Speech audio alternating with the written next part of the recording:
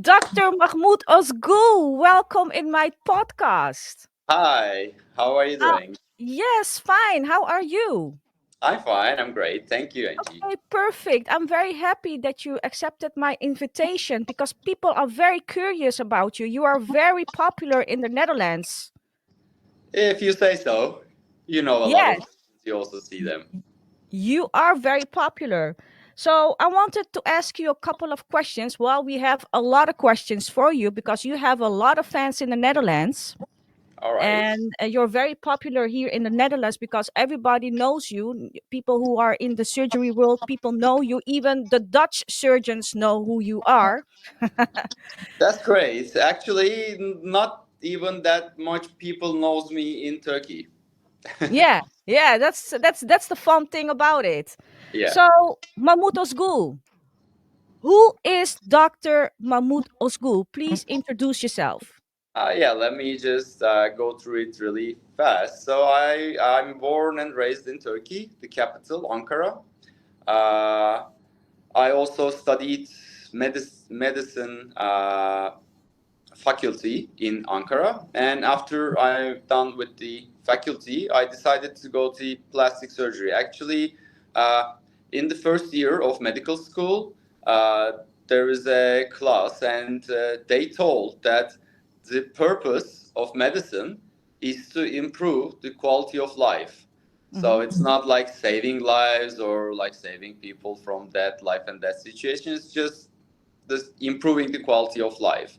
Mhm. And the as I continued with the medical school, in the end, when I was going to decide which residency I was going to do, if it's going to be a general surgery like dermatology, plastic surgery, ophthalmology, I saw that plastic surgery actually can do a lot different things. For example, you can also treat a disease like from the beginning of life. For example, there's a cleft lip patient that's like 2 months old. You operate, and then they can start to use the breast for milking or some the baby things. So you improve the quality of life beginning from 2 months.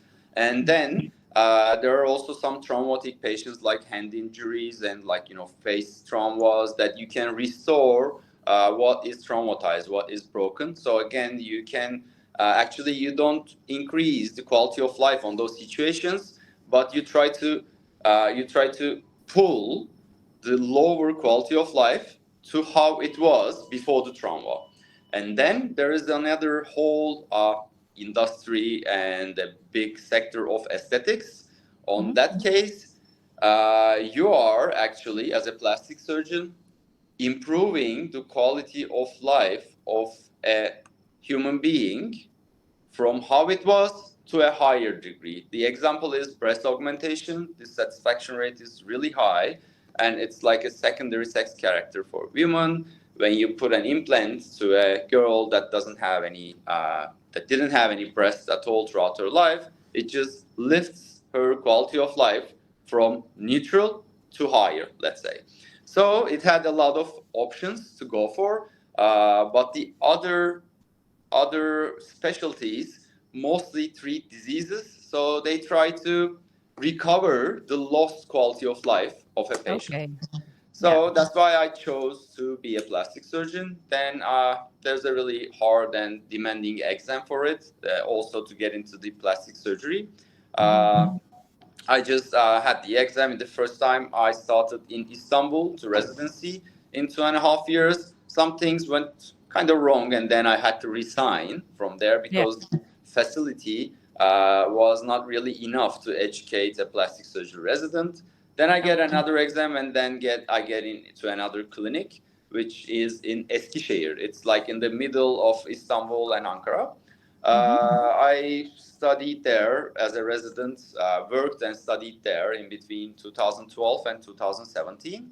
And Mhm. then I graduated from there as a plastic reconstructive and aesthetic surgeon specialist.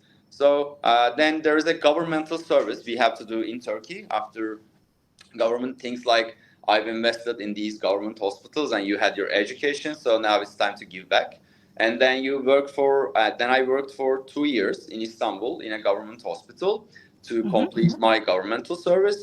And right after, as it is done, I resigned from government and started to practice privately. Let's say.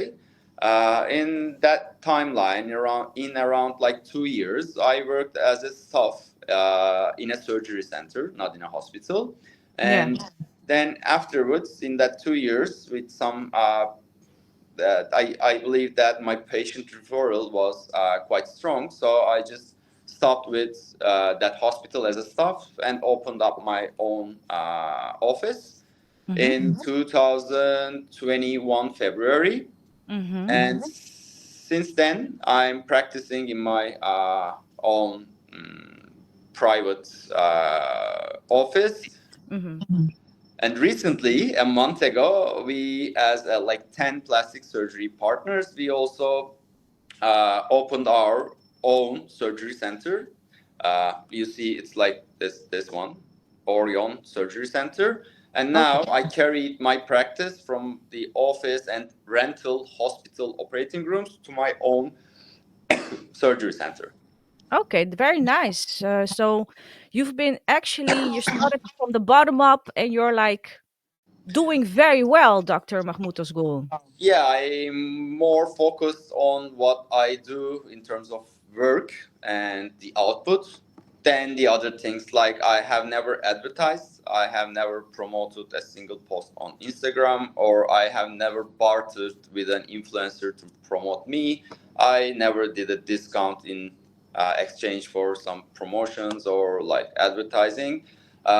Actually, in developed countries, let's say, like Australia, there are strict limitations about how you can advertise medical stuff. Yes. But in some other countries, it's more violent and vicious that you can do some unethical advertisement on medical field. Yes. So I overall dislike advertising for surgery. So it's like there should be some patience running after what they want, and then I can satisfy their needs after that. I see that motive in their self. Yes, yes, yes, yes. So I have a little surprise for you, Dr. Mahmoud Ozgul.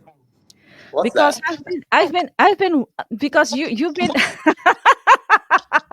I'm like laughing right now. I found this picture on the internet. This is Mahmoud Ozgul in Yeah. his younger years. At that photo, I'm So 17 years. I just 17, wanted to know how old were you here, Mahmoud Ozgul? 17 years old. It's Yeah, like 17 years old. 22 years ago or something. It's been a while. I recognize you because of your neck. Well, yeah, the moles. So you were 17 here, and at this age, you already know that you wanted to become a doctor? I think that photo was taken for driver's license, and on that time I was still in high school. Yeah. No. I wasn't. Yeah, I was in medical school when I get the photo in the first grade. Yeah. Yeah. But plastic surgery, I'm not sure. No, I maybe. Actually, the plastic surgery thing came up to my mind with the series Nip Tuck. I don't know. Probably a lot of people know, or a lot doesn't know because it's an old series. Like, it's been taken between 2000 to 2005, or I don't know. So it's a really great series for the insight of plastic surgery, and there are two types of surgeons that are like shown in this series. I think I'm more like the Sean there, not the Christian. so, uh, so it was the first thing that put plastic surgery as a real occupation for me to try for my life. Yeah. Okay. So, you are now at a new in a new clinic. You just Yes, told you're at Orion Surgery Center. yeah, Tell that's me about your new clinic. well, it's a big building actually. It's like 13.8 1,000 square centimeters. We have 4 patient floors. We have 9 operating rooms. We have 13 hair transplant rooms. We have 6 dentistry things. All the investors are plastic surgeons, and we gathered up to change how things are going in Turkey, because it's not going in a right way as we can see it, at least. So we like to disrupt the industry by doing a really quality thing. Actually, everyone, I'm the youngest within this like partnership, and everyone is ahead of me in their practice. They already did some great job, and they're running an office for at least like 5 years. They have their own patient referrals, and they all have their fields. Like some of them are advanced in facial surgery, some of them advanced in post bariatrics. And this was our dream. Actually, it took like 2.5 years, a lot of time, a lot of money investment wise, and we are still like trying to make it run. But it's a great thing to own. It's a great prestige. I'm really content with what we did. I already carried my operations in here. Not Okay. me, but overall, we already did like 160 operations under general anesthesia.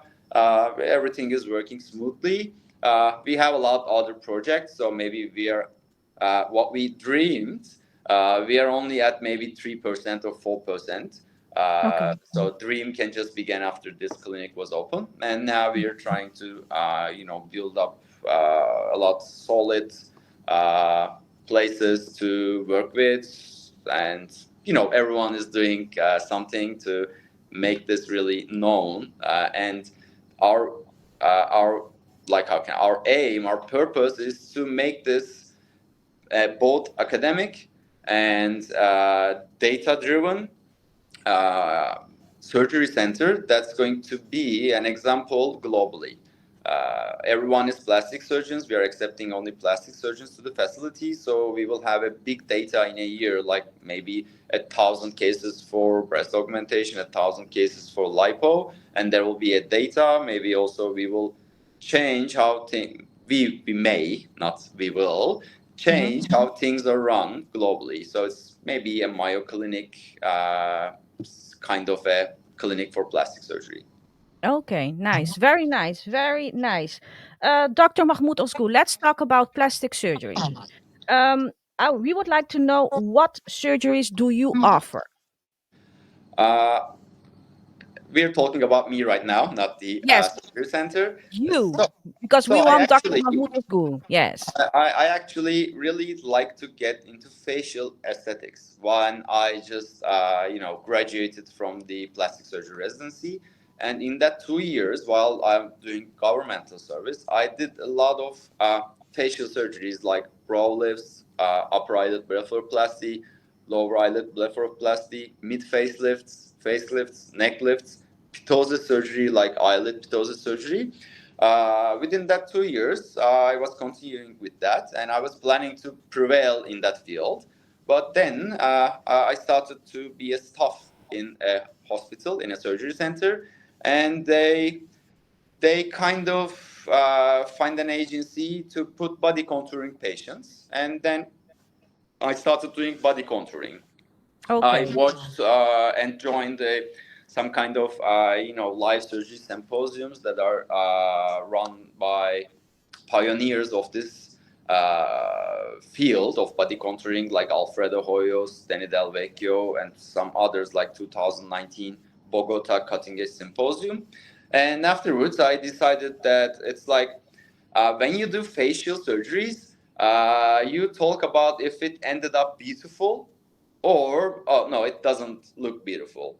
But for example, I see when I started to perform liposuction, there was an end point to it. It's like you do the lipo, you thin out that area, and there's no more you can take out from there. So there is a top point of surgery. You can, if you thin out whole the torso, you get a great shape, and no one can say, "Oh, I don't like this," for example. So Yeah.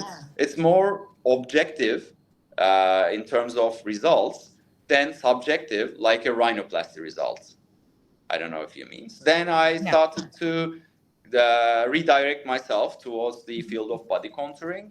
Yeah. And after that point, in this 5 years, I operated like 700 patients for, let's say, body contouring, and another 100 for some other surgeries, most commonly rhinoplasty or some other things. So now I can call myself an expert on body contouring because I've spent a lot of time with this thing, like 5 years.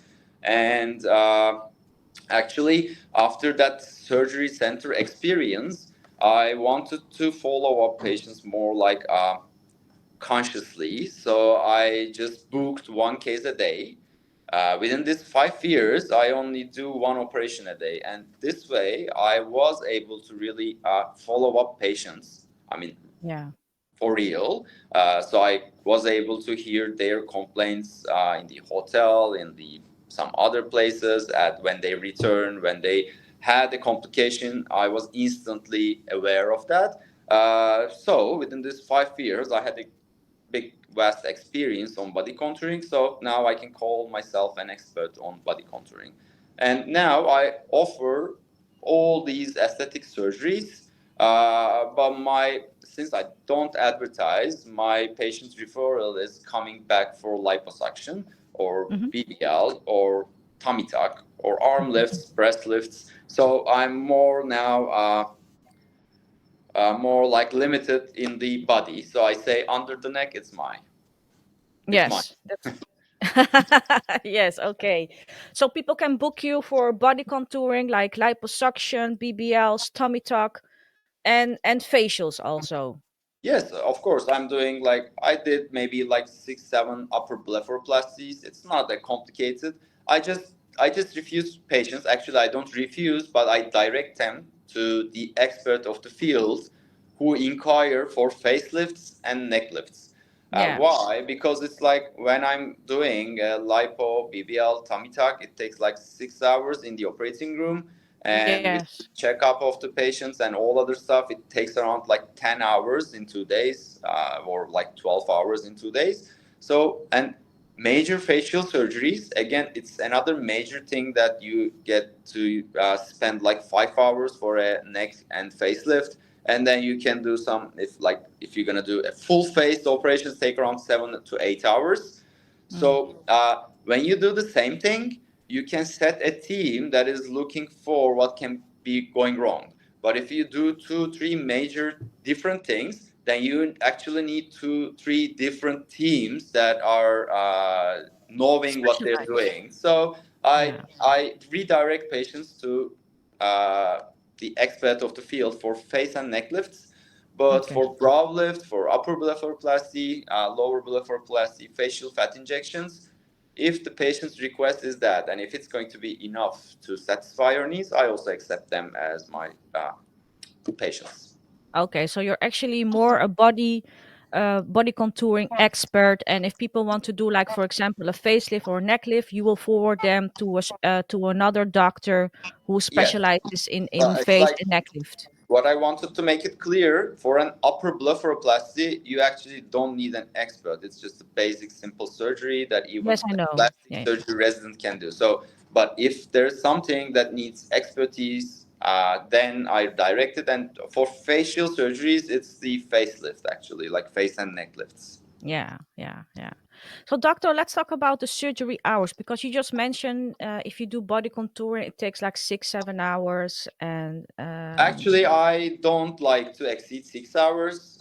That's why I refused a lot of patients in terms of their requests. I didn't complete it. For example, for a 360 torso liposuction, it's a real 360 torso liposuction that even patients get sucked out under their armpits, preaxillary area, side boobs, and it's like a real 360 high definition.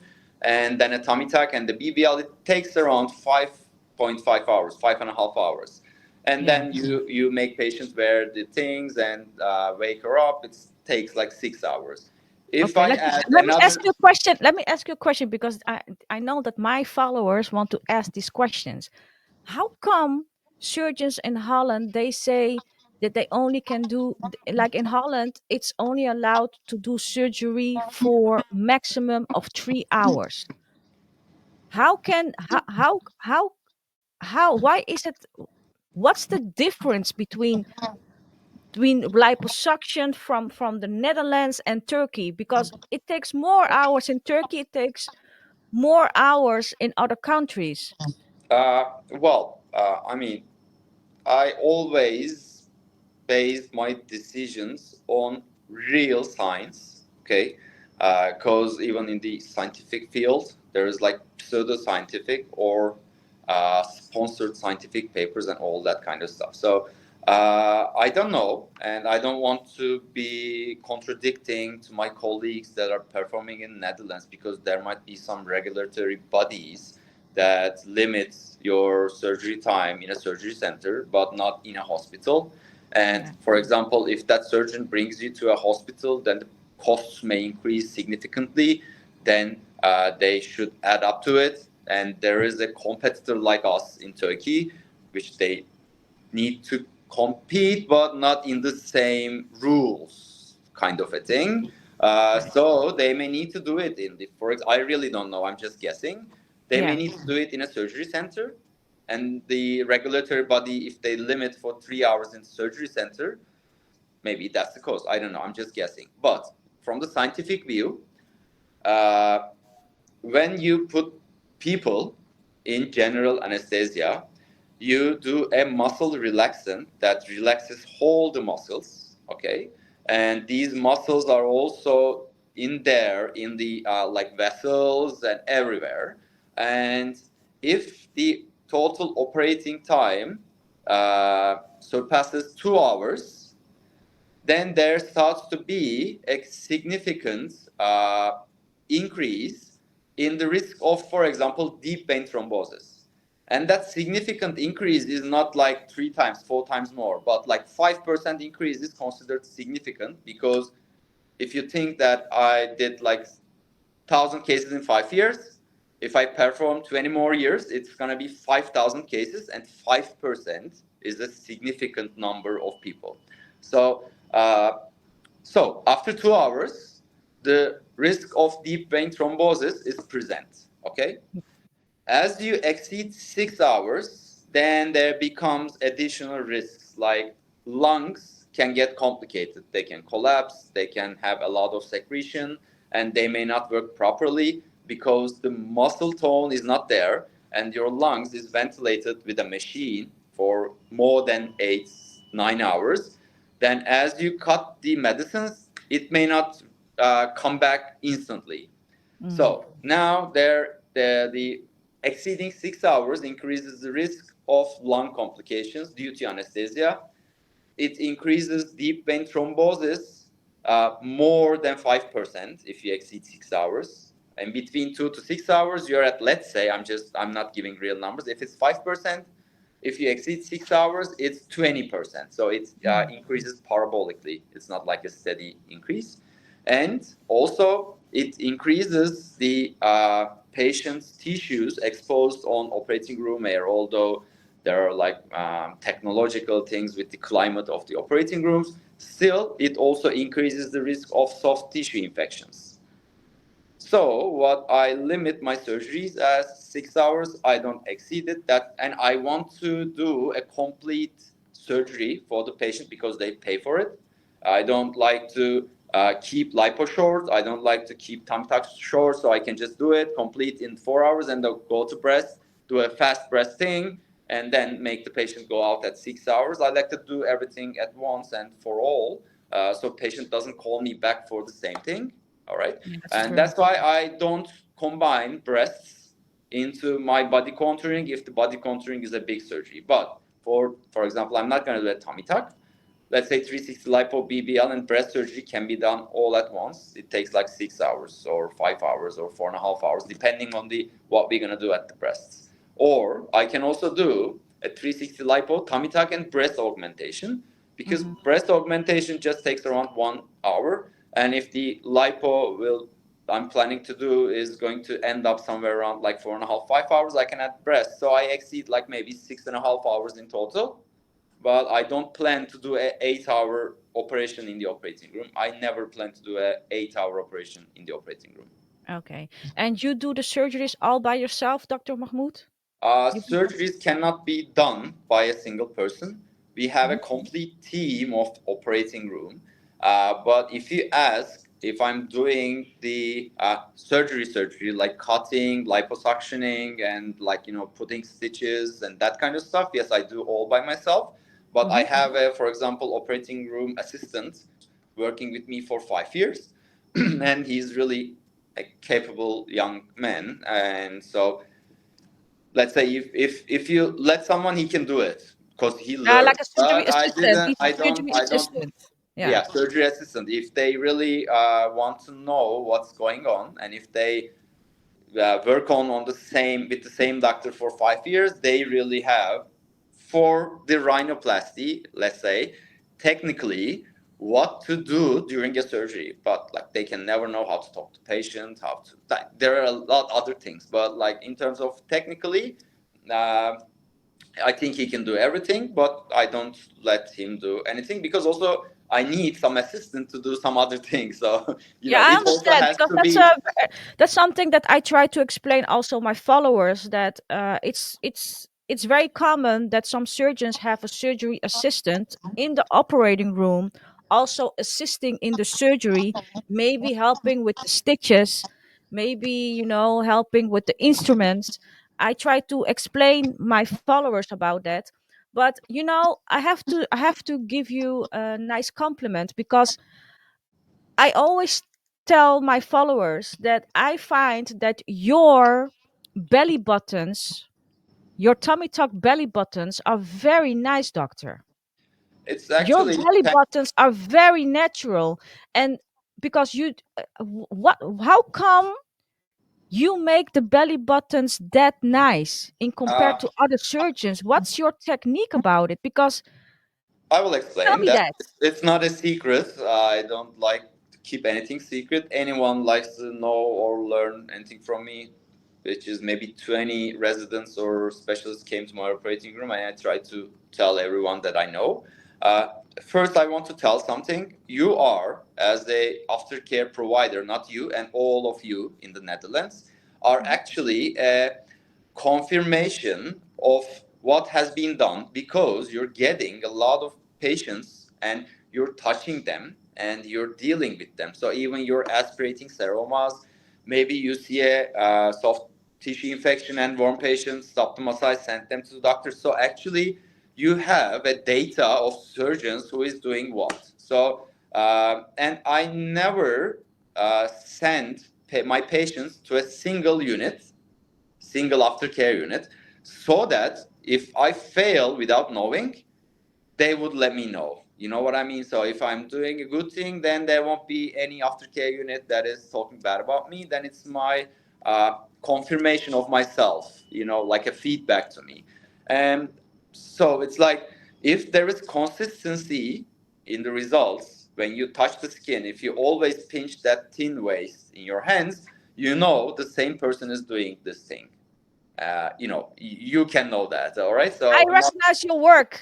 I yeah, I recognize know. your work, Mahmout So Ozgul. it's like you're a really good, how can I say, data center. Not only you, like I'm talking about all the aftercare centers, but you are the one that's really busy with this thing. Like it's a real business for you. You're doing every day, maybe massaging 10, maybe 30 Netherlands wide patients. I don't know. So We you have a massage big. we massage 60 patients a day in the So Netherlands. it's 60. yeah, it's a significant volume of doing this thing. So it's something. About the belly buttons, actually, it's about to know the process of healing. All right. So it's like what I do is just what I do. Basically, I keep them small. That's all. Nothing else. I just keep them small. So actually, my patients don't see their belly buttons for maybe if it's not swollen or complicated, they should not see their belly button for like 2, 3 weeks, maybe 4 weeks. It's just a line because everything is swollen. All right, but as swelling goes down around 2 months, they start to see an elliptic belly button, which is not completely natural. But the process of healing is in the first 3 months, body builds up healing tissue. And after 3 months, it starts to break it down. And when there is a lot of healing tissue, it makes the wound contract and appear small. As it starts to get into the remodeling phase, which is breaking up the healing tissue, then it starts to get loose and loose. So if you put a belly button like this on a patient just right after surgery, in 1 year it's going to be something like this. If you know that you leave the belly button small, then you can ask why other surgeons don't leave the belly button small or the opening small, because they fear of losing the belly button, which I never lost, I think maybe one or something. But even if it's lost, it is a scar. When we get born from our mother, they clamp that the cord, and then the side stays on the baby, gets into a crust and falls. So that belly button is the first scar we get as we come to this world. Mhm. Let's say what I did a small thing and it couldn't circulate and it dies. What's it's gonna turn into? It's gonna turn into a scar. So it's gonna be still a natural belly button. So maybe that's why I don't know if this makes sense I to think I some know surgeons. I because don't know if it makes sense to you, but if it makes sense to some surgeons. I think the operating hours in the Netherlands for 3 hours for a tummy tuck and a lipo 360 is too short. Oh, I believe that's that enough.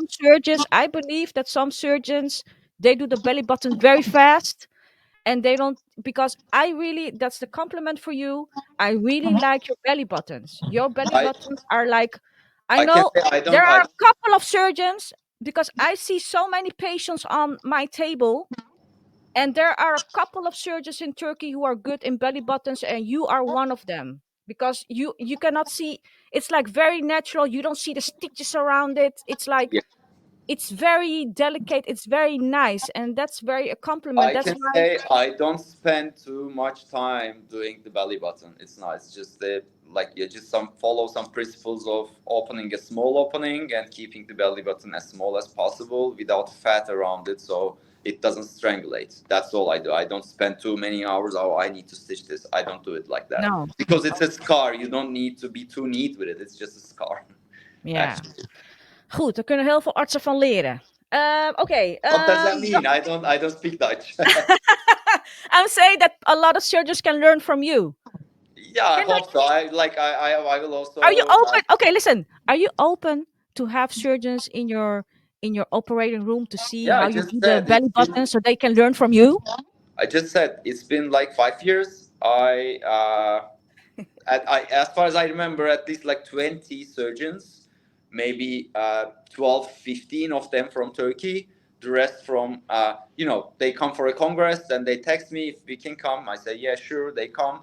But in 3 hours, it's not easy to teach everything, so or like tell everything. And also, when they come, for example, I'm not doing a tummy tuck, I'm doing a lipo BBL. Then I tell about lipo BBL. So it's like it's not easy to get everything in a single thing. But yeah, in terms of that education or academics, I have maybe 2 published papers uh, until now. But I don't like to publish a paper about a single small difference that I do and write 3 pages about it. What I'm planning to do when I reach 1,000 patients in my own hands, then I will put out a good output about the how I did this 1,000 patients, what were the complications, how I overcame. So it's gonna be a little bit more pages with a little bit more real and good info, I suppose. So I don't like to do like 50 cases and go somewhere and talk people that I'm doing this. Just 50 Yeah, cases. yeah, So yeah. Okay, Mahmoud, let's talk about surgeries now, because if people want to book your surgery, can you explain how it works? If someone from the Netherlands comes to Turkey, how does it work from the airport to the hotel to your office to the surgery? How many days they should stay? Can you give like a little explanation about the process? yes, of course. It's like first, I'm not doing live consults or video calls for free because uh, I can do an operative plan through WhatsApp if patient give me enough information about what I request. There's a body contouring Google form that I send to patients. If they fill sincerely, and if they send good photos, if we request a video, we request a video, then I can do an operating plan from all that data, and I can apply it on 99 of patients that I propose the plan. So it's like through WhatsApp, if I propose a plan, I do 99% of it when the patient arrives. As same that they tell, let's say sometimes they tell they're 70 kilo and they arrive 85, then the whole surgery plan changes. But if the things don't change, I can do a definitive operative plan through WhatsApp. Anyhow, patients reach through a friend, my website or my Instagram. It's hard to find me on Instagram because I'm shadow banned because of all those naked women that are staying over there. Then I direct them to my assistant. She directs them toward the form and the photos they need to send. Then I evaluate the Google form. I evaluate the photos of the patient. Then I do an operative plan. And afterwards, they talk on what's going to happen. What's going to happen if they book the surgery? Then we manage their hotel and transfer. So as patients get out from the plane, take their luggages, go out to somewhere in the airport, a transfer guy welcomes them, puts them in the transfer car, then drops them in the hotel that's really near to the surgery center right now. They just sleep that day. We don't do nothing. And I want patients to walk as much and drink as much water as they can as they arrive. And then the next day, we have a consultation. It takes at least 45 minutes to 1 hour. It's kind of bothering to me, but I need to tell pretty much the same things to everyone. I'm doing this every day, telling the same things every day. But what I wanted to get is that if that patient really understands, if we have a communication, if she gets the insights, what she has to do, what she needs to take care of. Sometimes if I don't see that they're really taking it seriously, then I can also threaten them somehow, like maybe you can be dead if you don't do this. So I want to be sure that they're gonna do those things. And then I do some photo simulations for them to what to expect after the surgery. And while I'm doing it a little bit less. And I'm telling patients that if you like this, you can definitely be satisfied after surgery if you're okay with what I did as a simulation. I don't like to raise patients' expectations to a degree that I cannot satisfy. So I always tell less and deliver more in my practice. So if they're okay for the less, then probably at least that's going to be what they get. And then the next day, again, all these transfers to the hospital and hotel is done by a transfer guy.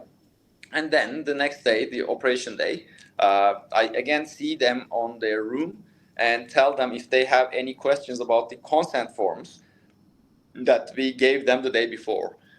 So if they so have... you give them the consent form one day before. That's nice.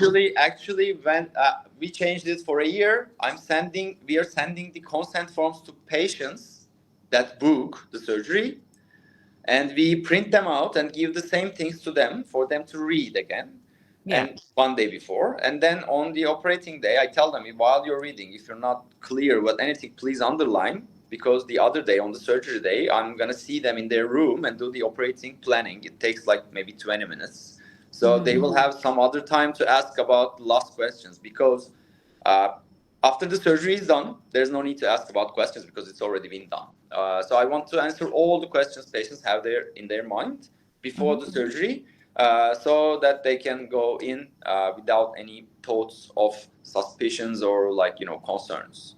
And I think it's an important thing for body contouring patient, because if I can set this connection with the patient, then I can know at the post-op if that patient is saying I'm not well, then I know if patient is not well or it was her or his character.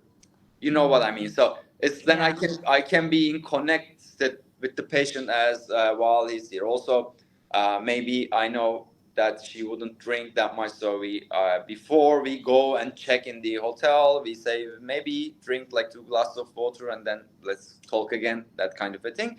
that's why I want to connect with the patient before the surgery, because in the body contouring, in the post-op process, body goes through a big trauma, and it's like a huge one. Maybe the comparable is a war trauma. All right, like maybe those UFC fighters get the similar trauma over their bodies during a ring. All right, and this is body contouring. Again, I traumatize complete torso, which is somewhere around 35 to 40% of the total body surface area.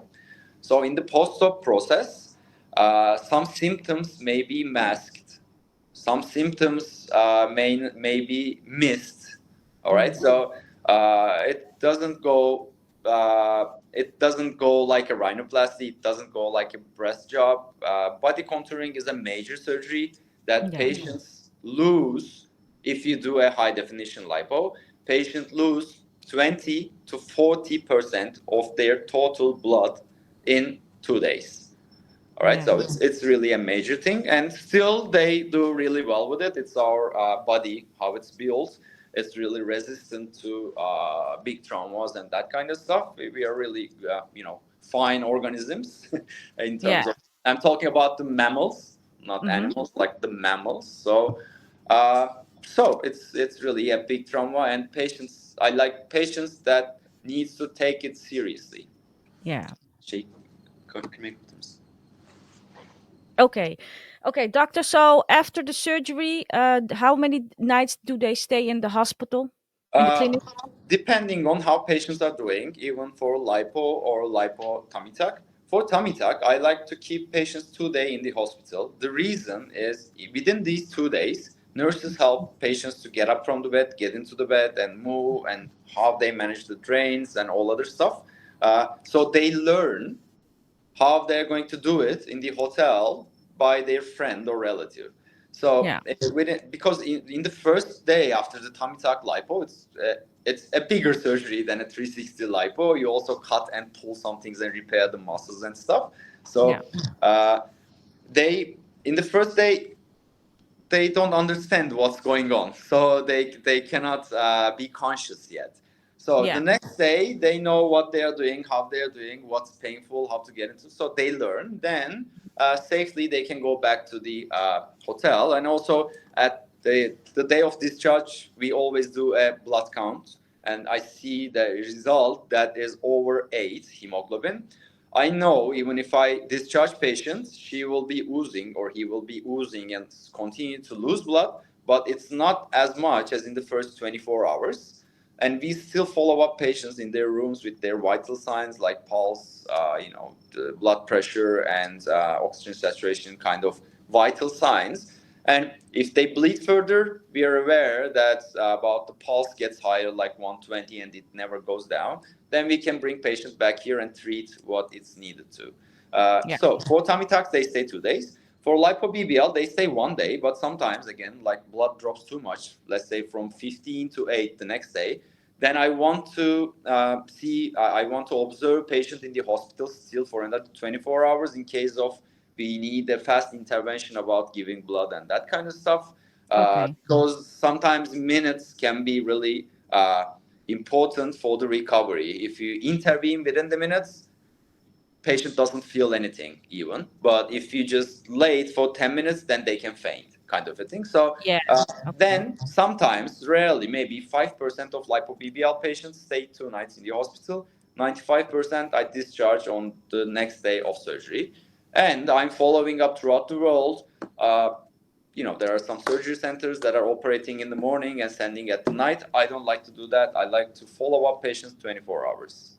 So, Mahmut Ozgul, so after the surgery, they go back to the hotel. What happens next? Yes, the thing is, hotel is really close. It's like there is a river in between, and it's like at the other side of the river. If you can go cross, it was like 2 minutes, but then you need to go do a turn there. 5 minutes walking away. But of course, we don't make patients walk to the hotel. We transfer with the car. And then my team nurse puts them in their bed. And in case they need some pillows and a setup for how to go in and out from the bed, she helps them with like some pillows and stuff. So In hotels, yes, there are no hospital beds, but we can request some additional pillows and turn into somehow some kind of a hospital bed. And Yeah. I always like patients coming up with someone besides them, because in the case that everything goes well, they can do everything by themselves. But sometimes both the surgery is emotionally consuming, energy draining, you lose blood, you feel fatigue. So if you have someone both emotionally support you and maybe help you with some basic needs, you're a Yeah. lot feeling more convenient and better. So I always want someone with them, even though we send nurses to the hotel to check up on patients once or two times a day. Still, in case of some issues, a relative can contact directly and we can act faster. Yeah. Unfortunately, in Turkey, there is no legal recovery house. There is no such thing. I mean, even if you go to the Ministry of Health and say that you want to open a recovery house, there is no legal, limit or definition for it. So you cannot do that. You either open up a hospital or a hotel. There's no such thing as recovery house. Maybe Okay. with this surgery center, we are now a company. It's like it's, I don't know how it's called in Europe, LLC, probably the biggest company that you can build. So we maybe negotiate with the Ministry of Health about starting a way to build those things, because recovery houses are only a need for a body contouring patient. For Yes. example, when I do rhinoplasty, the next day patient goes out, we are sending to her hotel, and she says, no, I'm going to go to this museum. Yeah, that's true. They can go. If Yeah. you do a breast surgery, not even the next day, in the evening, they can say, I want to go out, I want to go to the city, see the city. So the recovery house is only need for a patient that's go through body contouring. Yeah. Because, like I told in the beginning, it's a trauma, it's a big trauma. So they Yeah. need to recover from that. Maybe soon we will set up something as a recovery house, but right now they just stay in a hotel. But still, in the hotel, we're quite close and we send nurses to check up on them. Everything goes well. Actually, before I discharge patient, I already see a 24-hour follow-up. So I Yeah. know I can predict how it's going to go. And if I have suspicions, I can make patients stay another day to follow up for another day. If Yeah. I don't, then I can say 100%, but 99%, nothing's going to happen to the patient. Okay. Okay. Perfect. So They when stay, they stay in the hotel, depending on their surgery, but mostly 4 nights. for nights. And I like to start these after massages, manual lymphatic drainage or lipomassage. They're not both the same, actually. Manual lymphatic drainage only drains the dermis and the skin, but actually patients also need to get manipulated on the subcutaneous tissue.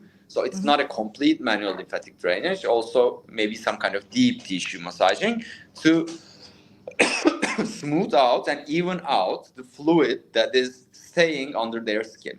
And I Yeah. like to say earlier because it's easier to manipulate that really soft and pliable skin as you start soon. And also I have special compressions under their garments to make them not bruise so much and make them compress to a way from everywhere to the torso that they don't bleed too much.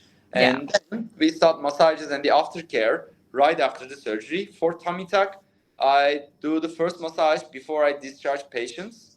My operating room assistant does that. It's just how can I say, the practice of massage for tummy tuck patients within the hospital, so they don't fear that something's gonna happen in the hotel. So Yeah. I they understand. go Yeah. through the first massage session. It's not a real massage session, but somehow some kind of a massage session. So they see, okay, I tolerated the pain, I didn't faint, nothing happened, I didn't bleed. Then they can get the second massage the next day or the other day. Yeah. And for lipo-BBL patients, I want to wait 48 hours, 36 hours for blood clots to form and stabilize. So during massage, they don't bleed further. So I start the first massage in between for lipo patients, 36, 48 hours. For tummy tuck patients, 48 to what is the next, like 60 hours. And then I want patients to continue more frequent in the first 3 weeks. And maybe if they want to go as the same, they can go as the same. But if they don't want to spend that much, let's say, then they can reduce to maybe lesser frequency. So my least recommendation is within the first 6 weeks, they need to get 15 massages. 9 should be in the first 3 weeks, 6 should be in the next 3 weeks. And this is the least recommended. And what I tell as the most recommended, if you're gonna go for massage 2 consecutive days, just give a break a single day, then the tissues can heal and rest, and then you can go another 2 consecutive days. So I allow 5 massages at most within a week if you want to get the most massages. Yes. If you have more info about this, maybe you can say, I don't know, but I'm just guessing about how they heal. But maybe you say, no, doctor, I'm doing every day and they're healing the best. I don't know. They can rely on you. I'm But not. they have to do massages anyhow. You advise all your patients to do massages, right? I Because that's actually good for say if them. you For the no, most of them, they need it. I don't recommend my patients to do massages. I actually say if you're not gonna get massage, don't get operated by me. I Yeah, that's find true. lipomassages is an inseparable part of body contouring. I mean, I can't imagine a patient not getting any massage, sitting with a compression garment, getting compressed on Crazy. face and not having dense or irregular contours. I cannot imagine that. So they have to get massages. If they don't want to get massages, then they may not. They may go and get operated somewhere else. Yeah, it's crazy. It happens. There are still surgeons I know, who and don't it's discuss the not like massages with their patients. it's It's really sad. Angie, Angie, that there was liposuction before high definition liposuction, and there was even high definition liposuction before massages are invented. It does not mean if you don't get massage, you will get a problem. Let's say every 100 patients go through high definition liposuction, they don't go to massages, 60, 70, maybe 80% of them can still be fine. But I don't like that missing 20% because I respect my own job. If I'm trying to scrape all the fat out, taking it seriously, then I don't want that 20 unhappy patients because they didn't get the massage. Yeah, that's true. That's true. In Okay. medicine, it's all about there's no perfect thing, there's no perfect person, there's no perfect surgeon. It's all about how can you increase the success rate of surgeries, and they can go up to 98%, 99%, 99.9%. They can never be 100. So and the difference between 90% and 98% in 1,000 patients, it's 80 people. Mm, So it's not that insignificant. It's something. yeah. Okay, so doctor, after they stay in the hotel, they will have their last checkup, Yes, and then they can fly home, right? the day before they leave, Mm-hmm. they come to the surgery center or the office again because I send patients with the drains. I like to use drains with the body contouring surgery. The reason is that right after surgery, patients bleed and coagulation system starts to activate. So also that blood under their skin gets coagulated. It's like, you know what's coagulation? Yeah. It's like the wound I know crust, what like that black thing.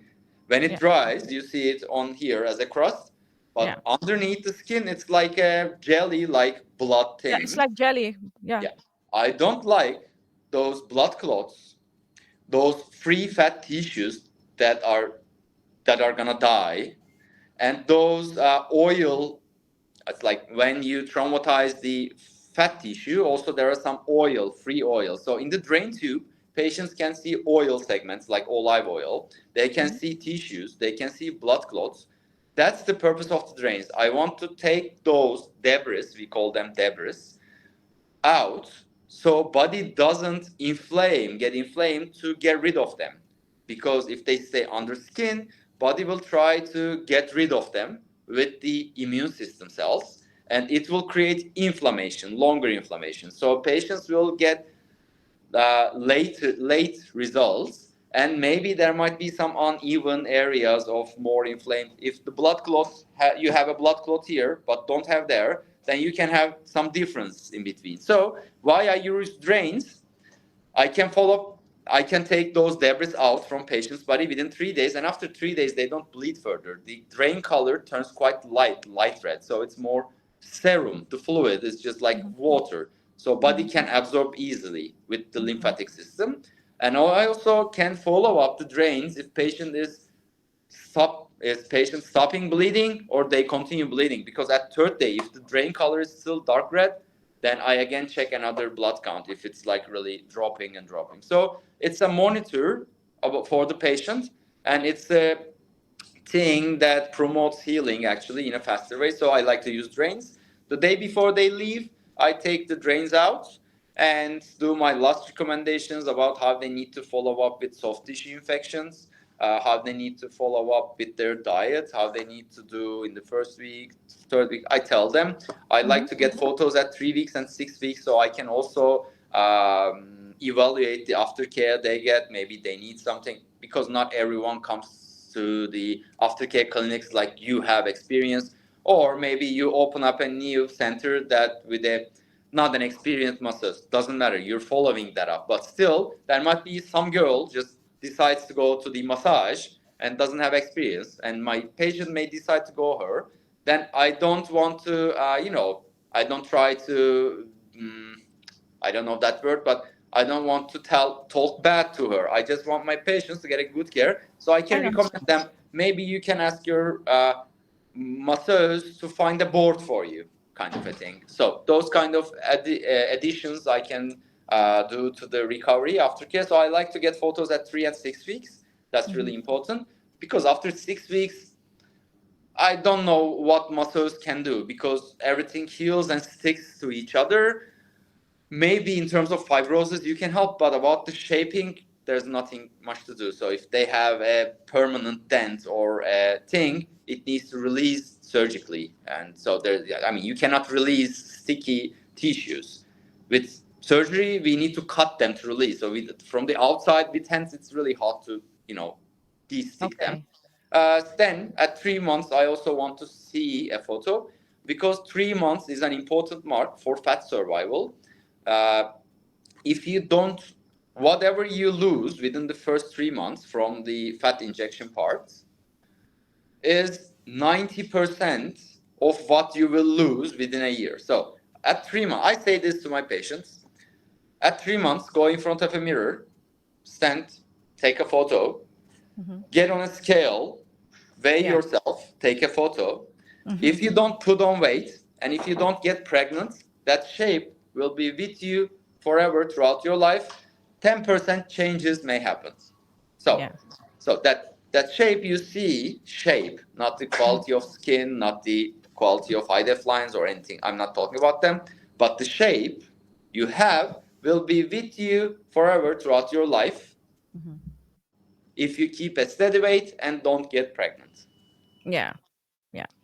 Okay, so after the surgery, they go home. You give them like a letter, right, to fly home. Yes, it's fit to fly report in case in case they faint in the airport, in case they beep with the garment, because we send with the garment. It has metal hooks. It can beep. I don't know. So it's like the airport security cannot completely I understand. there. So we give a report that they're operated and they have some garments on and it's fine for them to fly back. I haven't had a single incident in the airport or in the airplane. Okay. As far as I know, from 700 patients. It doesn't mean nothing's going to happen, but it's like, if patient is not well, I don't like to send them. So I tell them, you're just taking your own risk. When I say that, they know I'm not just a normal doctor that just looked and operated. I just get involved. They trust me. If they need to stay longer, they stay longer. Okay. So if they go to Turkey to have surgery with you, how many days they should stay in Turkey? 5, 7 days? How much? I like to get patients 2 nights before the surgery, so they get used to the environment. For transatlantic or Far East patients, I also have patients from Malaysia, Indonesia. I have operated from Thailand and some Hong Kong, or it's like Africa. several. And also I have patients from US, Canada, uh, like Curaçao, Suriname, like South America. Uh, if the travel distance is with the plane is longer than 4 hours, I like patients to come one day ago, like 3 nights before. If the Mhm. travel distance is less than 4 hours, then I like to come one day, 24 hours, or if they're gonna arrive at night, 2 nights before, depending Okay. on when the plane arrives, so they can get used to this environment, climate, and that kind of stuff. And then after surgery, they stay one night in the hospital and at least 4 nights in the hotel. Oh, okay. Okay. For tummy Okay. tuck, they stay 2 nights at the hospital and 4 nights in the hotel. Okay. Some surgeons find this short, like the time. They say, oh, in like not even within a week, you're sending patients. Yes, I've done this for 700 people. Nothing happened. So I don't know what's the science behind keeping patients and making them pay to hotel and extra expenses in here. I couldn't find the reason because nothing happened connected to this time of 5 days, 6 days, 7 days sending back. Nothing happened Yeah. connected to that. Okay. Okay. Okay, doctor. So it's pretty clear. So if I give a resume, people can have surgery with you. They have to arrive a couple of days before, depending which country they come from. They will come to your. They will be picked up at the airport. They will go to the hotel. Then they will go to the. Some a driver is going to bring them to all the appointments that they have with you. You will Yes. evaluate him. You do the surgery. After the surgery, they stay maybe 1 or 2 nights in the clinic, depending how it goes. And after that, they go to the hotel. You send nurses to the hotel to check on him, and you Also, another also thing, we all also give the medicines in a box, so we don't send people because it's for a body contouring patient. It's not possible to send to pharmacy, all right, to yes, get the medicine. yes, So we give the medicines yeah, and write text them how and when to use which one of them exactly with the hours, with the names, and the same on the medicine boxes, yeah, same on the text. So because also for example, the patient coming from Thailand is not used to the Latin words, So but they can put the medicine box here and phone here. If the shape is matching, which is like matching, then they can understand that kind of a thing. So we also explain verbally and text written how they're gonna use the medicines one by one. Then we send to the hotel. okay. And another question, doctor. You keep in touch with those patients. So all these international patients, they can come to you, and you will keep in touch with them when they go back to the country, because you're asking for pictures, you're asking how they are doing. Exactly. So And they. also, in case there is a need for a revision, I don't charge for my work. They just pay the hospital. What's the Mhm. surgery room fee? I do the revision and they just can go back. And the revision cases, I Mhm. regard it as like just two 1 week ago, I had a patient from UK. She wanted to get rid of that small amount of fat that is below the iliac crest, anyhow, and some inner knee lipo and some touch up. I did everything in local. She arrived in the morning. I did everything in local anesthesia, and at night she went to the plane and go back. So Okay. I can understand what's the difference of going into a clinic, getting something done, going in the back by car and by plane. It's a minor surgery. You can come here, get it done, and the evening you can go, or in the morning. So revision cases doesn't need that long stay times. Yeah. Also, when they're back, they don't need that much recovery time. Hmm. And I'm like, if I say that revision is not needed, even if it's needed in small amounts, then I lose the patient. Why should I do that? I don't spend anything. It doesn't even consume anything. I've just done something. If it's 98%, I'm trying to take it to 99%. I will do that, and I don't. It doesn't, since I'm not doing several surgeries a day and cannot place them. Or if I do 3 lipo BBLs and there's a revision, oh, if I'm going to do that, it doesn't come to me like that. Okay. So I'm going to give this small resume in Dutch and then we're going to all the questions that the people have asked you. Yes. Mensen, dus als jullie een operatie willen doen bij Dr. Mahmut Ozgul, je kunt hem gewoon een WhatsApp bericht toesturen. Hij stuurt je een vragenlijst, die moet je naar waarheid invullen. En vervolgens, op het moment dat je dan een operatie met hem wilt boeken, dan arriveer je dus in Turkije. Je wordt opgehaald door de transfer. De transfer brengt je naar al jouw afspraken. Je hebt een consult met Dr. Mahmut Ozgul. Er worden bloedonderzoeken gedaan. Je wordt geopereerd. Je blijft 1 of 2 nachten in het hotel, afhankelijk van welke operatie je krijgt. En als hij ziet dat je nog niet klaar bent om terug te gaan naar het hotel, dan blijf je misschien wel iets langer in het ziekenhuis. En daarna ga je dus naar je hotel. Je krijgt check-ups van zijn nurse. Die komt naar je hotel om je te checken. Vervolgens heb je dan je eindcontrole. Je drains worden verwijderd. En dan vlieg je terug dus naar Nederland. En wanneer je bent teruggevlogen, houdt deze arts nog steeds contact met jou om te vragen hoe het met jou gaat. Hij zal naar foto's vragen, enzovoort, enzovoort. Dus je zit bij hem echt in hele goede handen. Oké, Mahmut, let's do the questions now. Yes. Is there something that you want to add to this interview? Something that you would like to say to the patients that I didn't ask you, maybe? It's just I can tell patients in general who are requesting body contouring surgery, with beginning from the assistant to the doctor. If they don't feel that they can communicate in a good way, they should give up on that session of surgery. Maybe the best is not to go for that at all with them. The communication is the key for surviving through this process. That's the general info. Okay. Let's go to the questions. Shall we have a small break, like take a little bit of water and then do the questions? No, it's fine. I will also have some small local interventions in like 30 minutes. So let's continue so I can also... Okay, let's continue fast. Okay, let's go to the questions then. Yeah. Okay, let's go to my phone. I sent you all the questions. Let's start with the first one. How many patients you do a day? You already give an answer on that one, and that's like one patient a day. Yes, I have done 1 patient a day until now. I will continue. I will run a promotion between 20 of September to 25th of December. Not a promotion, but like some kind of a campaign on some selected surgeries. I will still operate 1 patient a day. I mean, I'm not going to reduce the price and increase the patients in order to get the same money. I'm not going to do that. But after January, if I can set up a team that's going to back me up in a better way, then I may increase that number, maybe 2 a day, 3 a day. But I need to see that I have that team that's backing me up in a way that I can do that much. Okay. And how long does a lipo BBL surgery last? You already gave an answer on that question, but...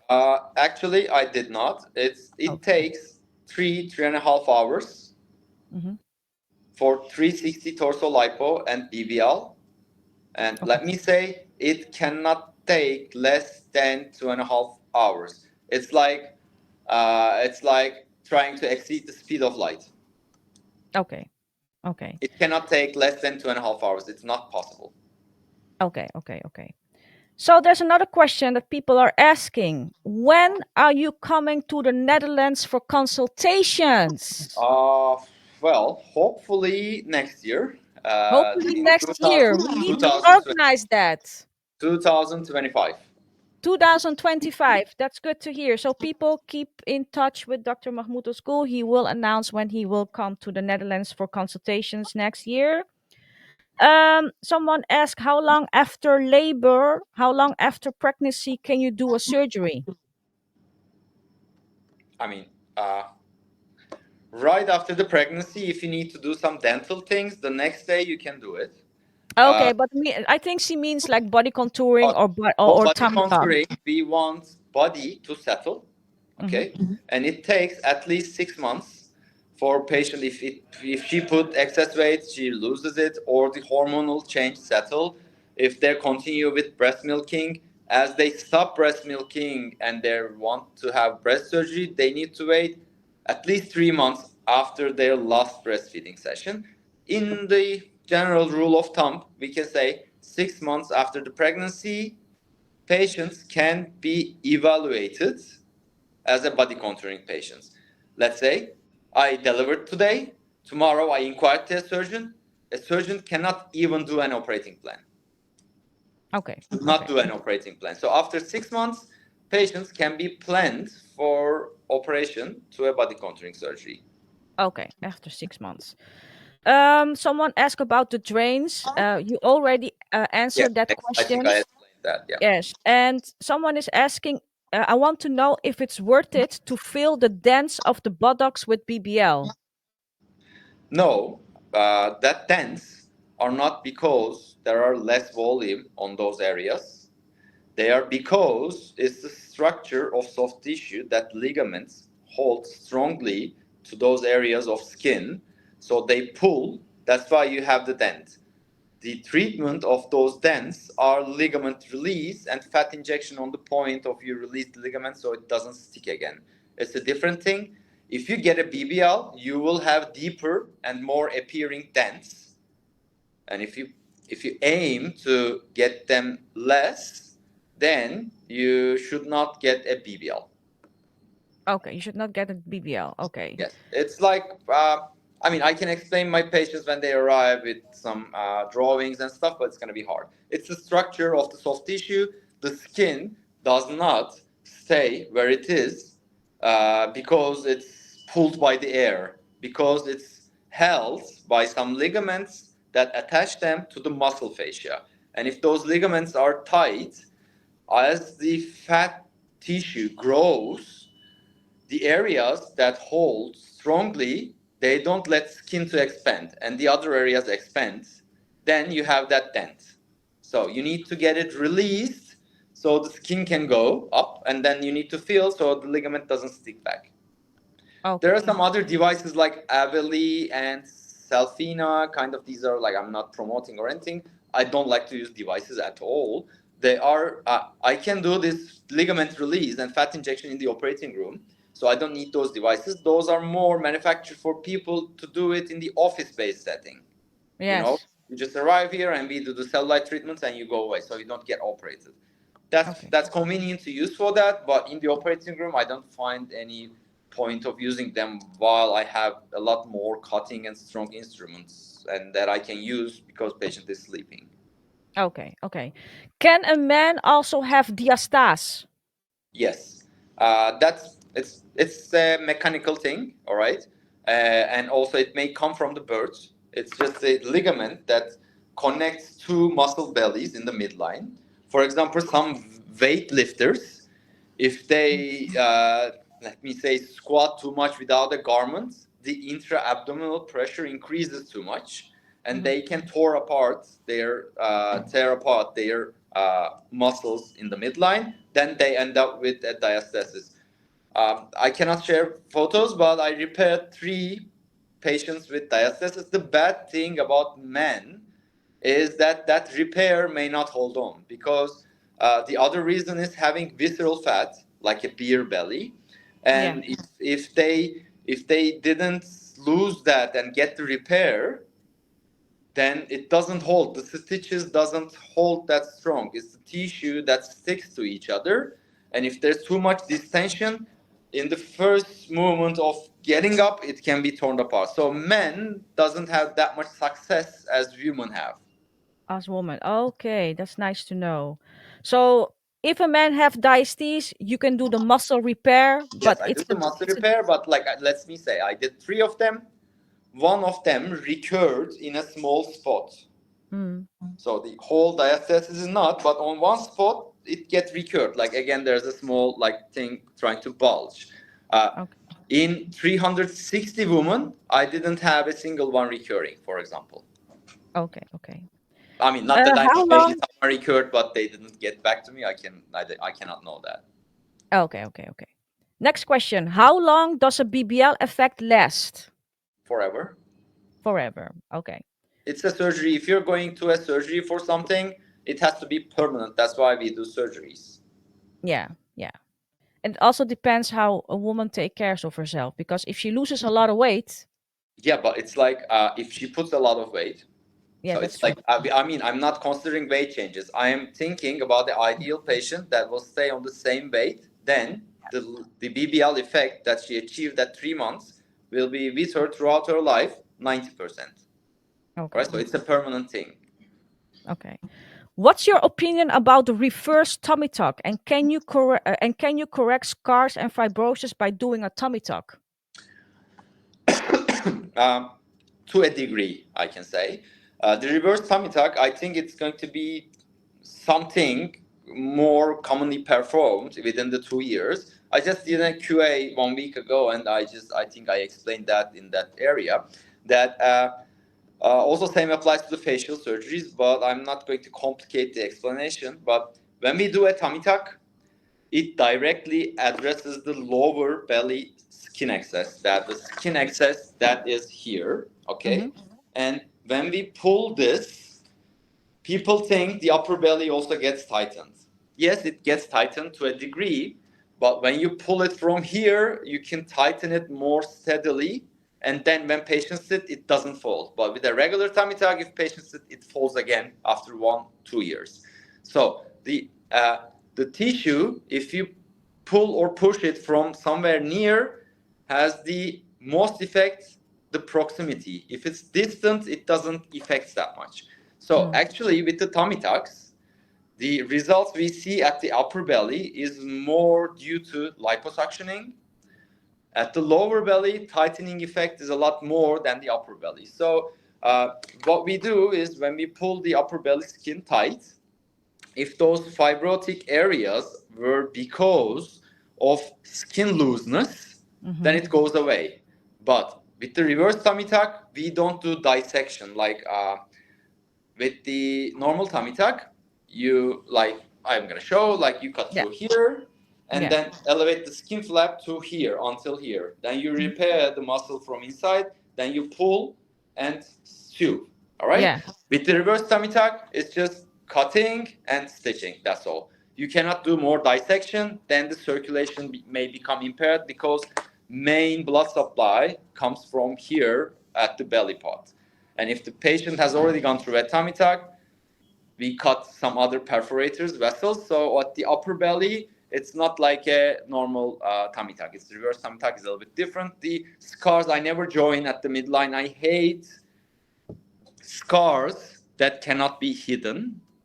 If I'm an aesthetic surgeon, patient should be able to hide their scars. So I never join at the midline. I just pull them a little bit side. So there's a little bit folding in here, maybe in the first 3-4 weeks, maybe 2 months. Then it comes down and heals without the folds. Okay, okay. So I had this question from a patient because she has fibrosis, and one doctor recommended her to do a tummy tuck. So that's why she asked also another question about, can you remove fibrosis not with liposuction, or do you have to open the tummy in case? Let me say, I don't know a single method to remove fibrosis. You need to cut and remove it directly. So what I can say, if she has the fibrotic irregularities on the area that tummy tuck skin is going to come out, then she will get rid of fibrosis. But if she has fibrosis on here and there where the skin is not going to cut and pull out, they will stay. Yeah, they will stay. Yes. Okay. People are asking, which method do you use in your liposuction? Is this lipo laser, lipo vaser? I have never bought any devices, energy-based devices. But now in here, I have two other colleagues that are doing body contouring. In this surgery center, we have a full parkour of devices. We have argon laser here. We have J plasma, Renevian. We have micro air. We have lipomatic device, again similar with micro air. We have body tight. We have Vaser, we have all those devices, all right? Just a sec, I need to give something.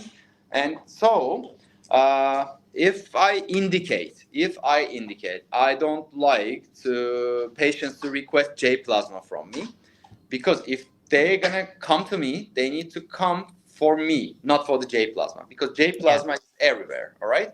So Yeah. if a patient says, I want to have J plasma, I don't do that. All right. But if I see a patient and think, maybe I can use this, if you like, I can propose that option. Or during the consult, if patient says, doctor, do you think this is loose? Should we use any razor or laser if it's going to help? And if I say, yeah, okay, we can try it, makes sense, then I can do them.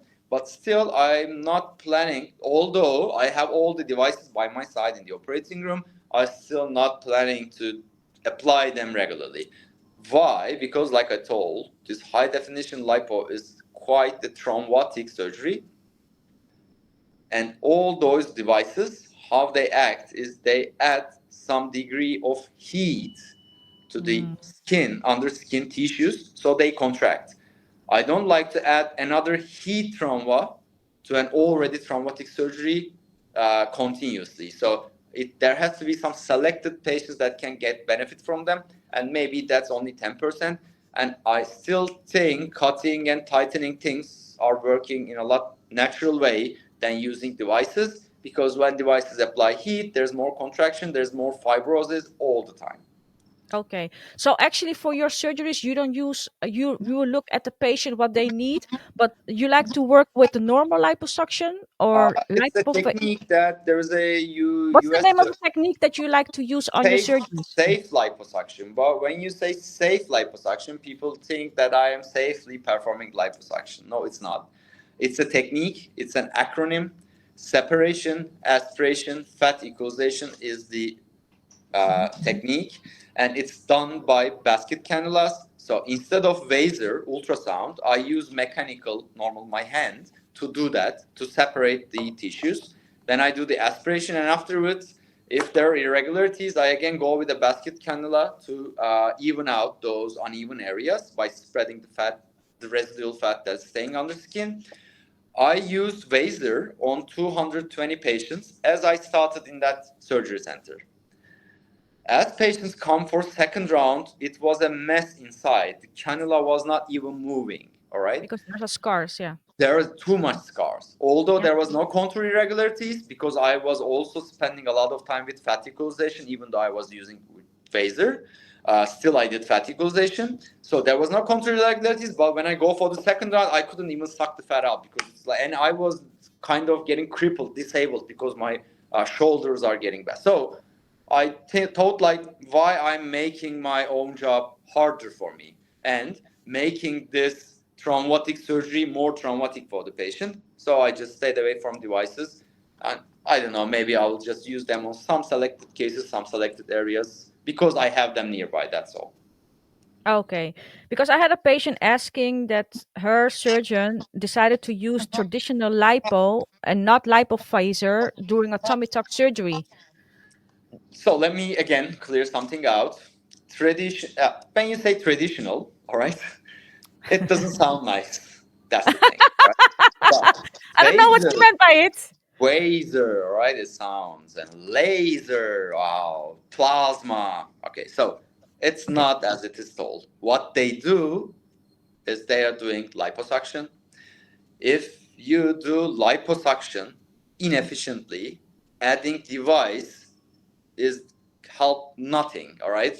Mm. But if you do an enough liposuction, like me, if you suck the waist fat to a degree that the skin pinch comes to this point, you don't need devices because it's really thin. All right. So Mhm. I'm not doing traditional liposuction. I'm doing high definition liposuction. In order to Okay. define, you need to scrape nearly all the fat out. Just leave 5 to 7 millimeters of fat thickness under skin, so patients can show their scapular muscles, belly, ribs in like here, lower part, the adonis grooves, venusule, those starts to show up. I give this example, it's important. Think of a snowy mountain, all right? If the snow thickness is 10 meters, you don't even see a tree there. You just see a smooth, Mhm. round, white hill. If the snow thickness drops to 10 centimeters, you start to see the trees, but not the terrain. So the lower small rocks, you don't see them. If it drops to 5, you start to see the rocks also. So if Mm. you thin the skin too much, you start to see the fibrosis, which leads to contour irregularities. If you do less, you cannot define the muscles and bones. So that's a good analogy I can use. Okay. You maybe already answered this question because someone asked, is there a chance that sutures can open after muscle repair in a tummy tuck? You said by woman it's lesser chance, but Yes, but but with men men, have higher chance. yes. Okay, okay.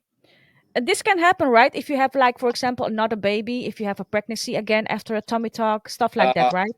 yes, but the thing is, let's say you get a tummy tuck, 2 years later you get pregnant. Mm-hmm. Now, the tissue that will get torn apart is going to be a fibrotic tissue, not like an original smooth ligament. So it will be more resistant to getting torn apart because it's harder, because it's fibrotic healing tissue. Mm-hmm. So maybe if you get pregnant and don't put on too much weight during pregnancy, and if you're not bearing twins, 3, 4 babies in the womb, that's gonna completely tear apart anything. Then you're more likely to get back to your how you were after the tummy tuck. That's Okay. all I can say. Because this pregnancy, you cannot predict which pregnancy is gonna go which way. So Yes. Okay. Okay. What's the maximum amount of liter fat that you can remove? 8% of total body weight. At How most, many percent 8%. of the 8. total body weight? Yes. So, for example, how much you weigh, Angie? At this moment, I weigh 58. So, let's say 60. Yes, say I 60. can Yes. suck out 4.8 liters of lipoaspirate from your body safely. Okay. Between 8 and 10, it's a zone, like, something can Mm. happen, nothing can happen. But as you exceed 10%, complications, blood loss, and everything starts to get parabolically increasing, so it becomes too risky. So what I do now, it's been like 700 patients. I can predict how much fat that I will suck from a torso, so I can tell patient before the surgery, after the examination, I'm planning to remove 5.5 liters from your torso. After surgery, I show the things. It's like 5.3, or Okay. 4.8, or 5.7. I cannot be false more than 10%. Okay. Yes, I understand. So Okay. if patient comes here and she's a little bit, like, let's say, heavy, and if she wants to add arms, I say, if I add your arms, you will exceed 9% for sure. So I won't add your arms to your surgery. I can say before surgery. Okay. Okay.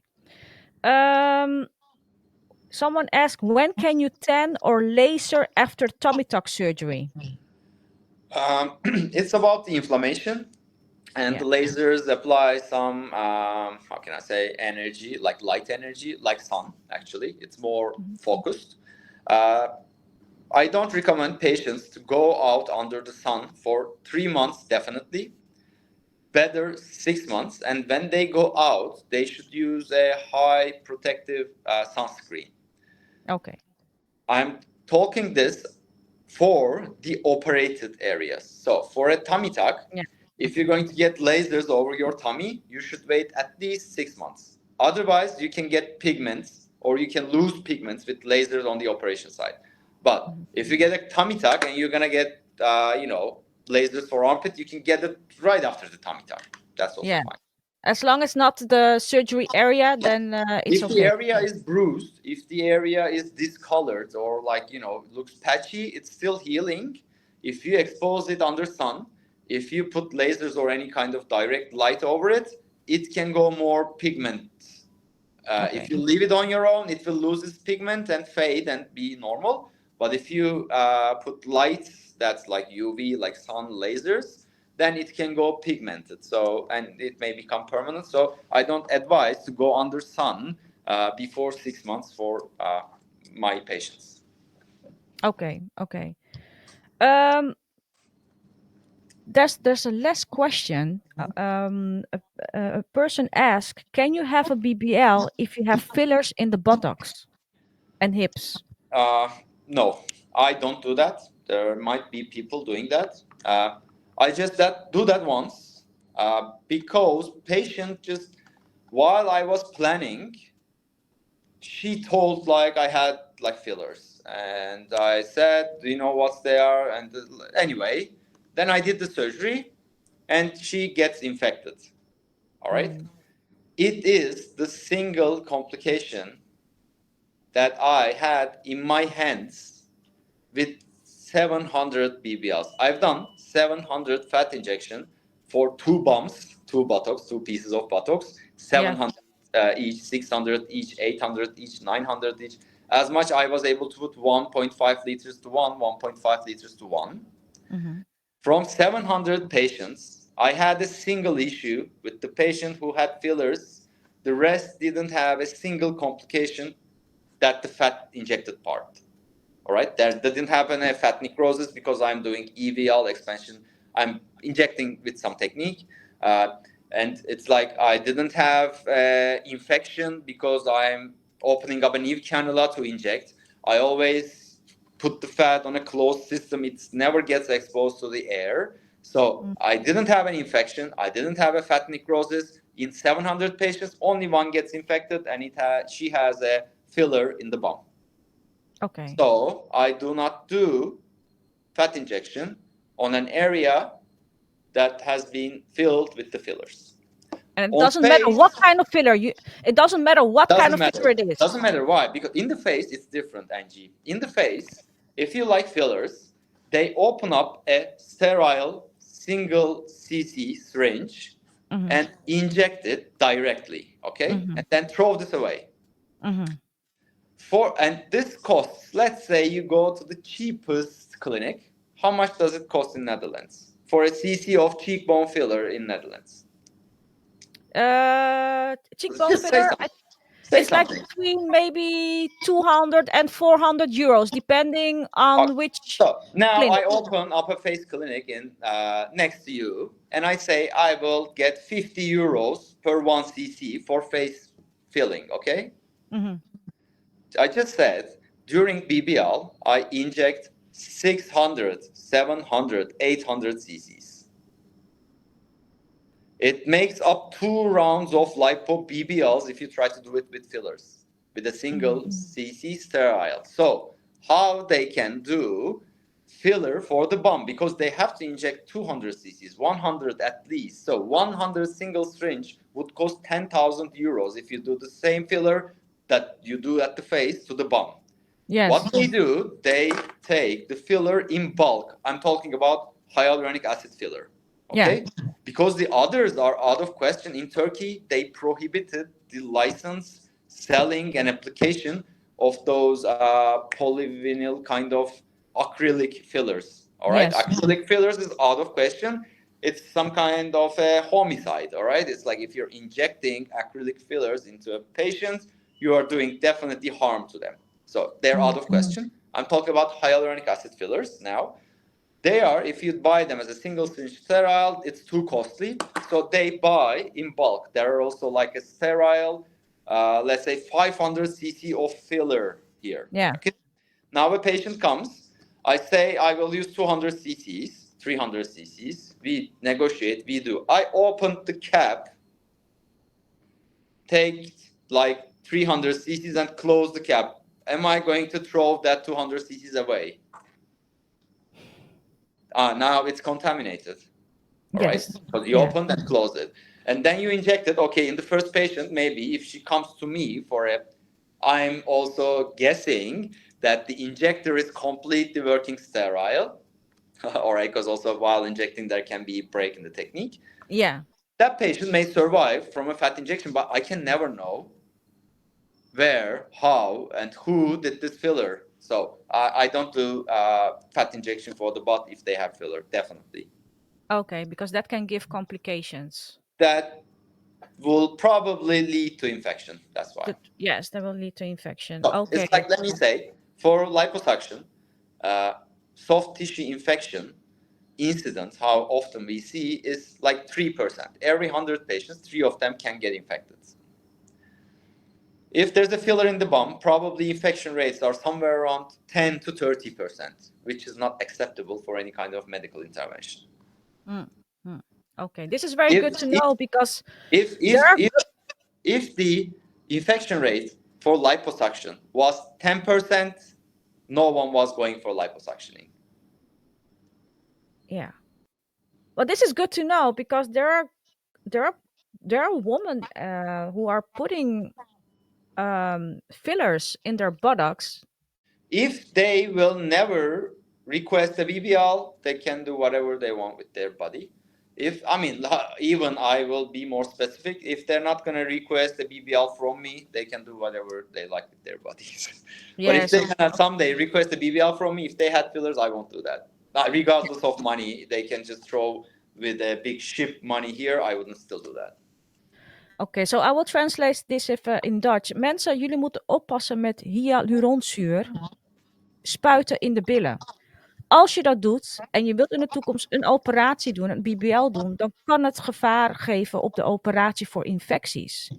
En dan maakt het niet uit of het gaat om permanent of niet permanente fillers. Zoals jullie weten, permanente fillers zijn verboden in Nederland en heel veel andere landen. Maar dat jullie wel even weten wat voor consequenties dat heeft. Zeker als je in de toekomst toch denkt van, goh, die fillers heeft niet geholpen en ik wil toch met vet. Dan kan het zijn dat je door verschillende artsen wordt afgewezen, waaronder door Mahmut Ozgul. So Mahmut Ozgul, he will not perform BBLs on a patient who had fillers in the buttocks because the chance of getting an Infection is too infection high. is higher. There is only one exception. There is a filler, but it's not intended to fill the area. Radiase, or it's a brand name, calcium hydroxyapatite crystal fillers. Mhm. The purpose of those fillers is to improve how skin looks. So the purpose is not to fill an area because it's calcium. If you put it, it's not soft. All right. So they do it right under the skin, and it's calcium, which is like a normal thing in our body, and it cannot have bacteria on it. It's just a molecule. All right. So for radius filling, if they had radius, maybe because some patients go for a clinic and they say we will do fillers for the hip dips, they do some radius, it just swells and looks nice, then they go out and they do lose the volume. That's fine because it's not intended to fill that hip dip. It's just improve the how skin looks. Yes. That's fine. Then I can do BBL because BBL done is a lot deeper areas.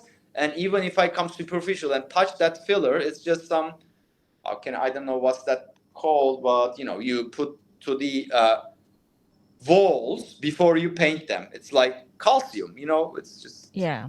normal Well, thing. actually, let's say, let's keep it simple. So if people have fillers in the buttocks, they should inform you. You will ask what kind of brand Yes, they injected exactly. in, and Exactly. then you can see if you can perform the surgery or not. Yes, exactly. But it's like 95%. It's not radius. It's somehow fillers. And I just asked if I could share some photo.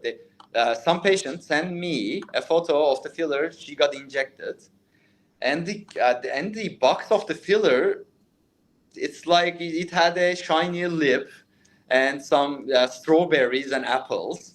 Yeah, but It's not even a medical product. So that's not it's a like, medical, but those are danger. That's not even a filler. That's funny. like I don't know illegal when blood you see something injections. like that, how you can get it injected into your body. I don't get that idea.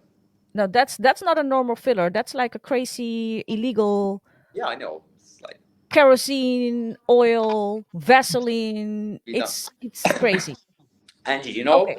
there was not that much knowledge about liposuction back in like 50s, 40s, and there was a really inert material. Even now we use as breast implants like silicone, and there's two forms of silicone. It's just like it's so abundant in the soil. Silicone is everywhere. So there's a liquid form of silicone and the solid form of silicone. The solid form is still used in surgeries, and you can put it into the body, and without any reaction or problem, the body can die with it. For 50 years, you have implant and you can die with it without any issues. But back in 40s, 50s, because they see that silicone is fine, compatible with the body, they started to use this liquid silicone. They inject it into the penises, they inject it into the breasts, they inject it in everywhere, and it gets really badly complicated. Yeah. It moves, it migrates, even though the solid form is stable and compatible with the body, liquid silicone just creates a mess within the body. So it's like, it's not that Yeah, doctors even did that like It's dangerous. It's 70, illegal. 70 years ago. So, Yeah. nowadays it's technology time. So, I mean, if doctors not doing these, then maybe they shouldn't be done. Okay, we have a last question. Last question. Okay. If a person has fillers and they want to get them removed, It's not possible. it's not possible. Okay, You so can you never cannot know even. if it's completely removed because the removing person should be the same as injecting, and they had to be definitely write down the history of where they injected, how much, and let's say they did this, you can never know if filler migrated because you're Yeah. sitting on it and it can be pushed and go some other areas. Yesterday I go into a surgery of my colleague. He was doing a facelift, and under that skin there was threads, there was fillers everywhere. And we don't do injection of fillers to everywhere in the face. She gets cheekbone fillers, but the fillers here, fillers there. It's like it doesn't stay on the spot that you It's inject. It's a great. liquid, it moves. So you can never know if it's completely dissolved. Then Okay. if we can never know, then I will never inject again. The fat, I mean. Okay. Okay. So, but if people want to remove it, do you offer that surgery or not? No. No. I'm No. No. I'm I'm a bit not arrogant, but a little bit rude on this subject. Okay, so if someone's doing crazy things without the responsibility, kind of a thing, and like without doing enough research and stuff, I only would help if they're in a position that the issue is putting their health at risk. Yeah. Okay. You know what I mean? If the filler gets infected and starts to leak, then I can undertake, but then I'm not doing any aesthetic surgery. I'm just trying to treat a disease. Yeah. So they should not have any expectations about ending up nicely. They need to be expecting that this leaking stops and they can normally wear a pants and get socialized. But the deformity left, I don't take any responsibility because I didn't do that filler. So, uh, from the same sense, if I try to dissolve some filler that someone did and it gets complicated, I have to take it over myself. That's why I don't do it. Okay. Okay. Okay. Okay. So, Dr. Mahmoud, thank you for your time. Yeah, and gee, it's been Um, like quite a podcast, I suppose, 2 hours and stuff. yes, thank you very much. I will share this podcast on the YouTube channel, and I will send you the link later. Yeah, Maybe after this, maybe patients are going to have more questions. I don't know, but they can also write you directly yeah, and sure. ask you more questions about it. The problem with my Instagram account is that if you don't type dr dot mahmut, you cannot find me. Sometimes you may need to also write the complete full name because I think it's the shadow ban because of these all naked photos of the Yeah, shadow profile. ban. So it's like they need to type the exact name. If they write Mahmut, they may not find me in Instagram. Okay, okay. But I also have my website like mahmutozgul.com, so also they can visit there if they want to reach me. Yeah, I will share your contacts and your website and Instagram on my Oh, all right. page. Yeah, on the video. Yeah. So thank you very much for your Yeah. time. Thank you to you, Angie. I hope this podcast will help people to get their desired body in a safe and best way possible. Yes, okay, perfect. Okay, thank you very Take much. great care and keep up with your good work. Yes, and you too, doctor, because you are one of my favorite doctors in Turkey. Thank you. So definitely thank you very much for this podcast. Yeah. All right. Take care. See Okay, you. bye bye. Thank Bye. you.